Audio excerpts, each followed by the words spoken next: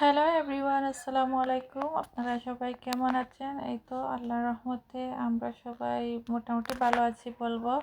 তো ঈদের দিন থেকে যে বৃষ্টি শুরু হয়েছিল, আর বৃষ্টি মানে থামছিল না। আর দুবাইতে বৃষ্টি তো বুঝতেই পারছেন, 2-3 দিন বৃষ্টি হলেই একাকার সব কিছু। তো এই দেশের বাড়িঘরগুলো আসলে ওইভাবে তৈরি করা হয়ে থাকে না যে বৃষ্টি আসবে, ঘরের মধ্যে পানি আসবে এরকম ভেবে মানে তৈরি করা হয় না। আর একটু বৃষ্টি হলে এই যে দেখতেই পাচ্ছেন, তো ওই দিন রাত্রে প্রচুর ঝড় বৃষ্টি হয়েছে। এরকম ঝড় বৃষ্টি আমি এই দেশে খুবই কম দেখেছি।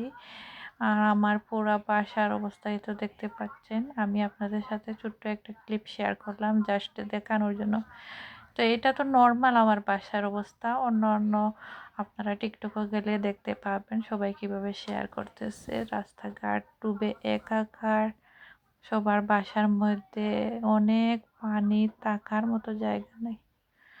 তো বৃষ্টির একদিন পরে আমি বের হয়েছিলাম একটু আশপাশে, দেখি কেমন পানি আছে, না দেখলাম সব জায়গায় পানি শুকিয়ে গিয়েছে। আর একটা একটা চকলেট শপ। তো এখন আমি আমার বাসায়, ঈদ তো চলে গিয়েছে, আর অনেক কিছু বানিয়েছিলাম, এগুলো আর শেয়ার করিনি।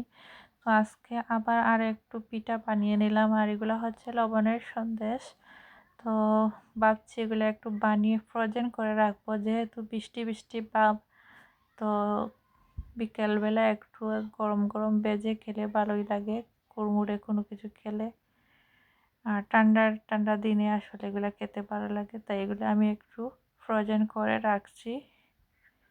তো ঈদের সময় যেগুলো বানিয়েছিলাম, অনেকগুলোই বানিয়েছিলাম, এগুলো মানে 2-3 দিনেই শেষ। অনেক গেস্টও এসেছিলেন, তাই তো আমি সবগুলো বক্স করে নিয়েছি, আর এখন আবার ডিপ ফ্রিজে রেখে দিব।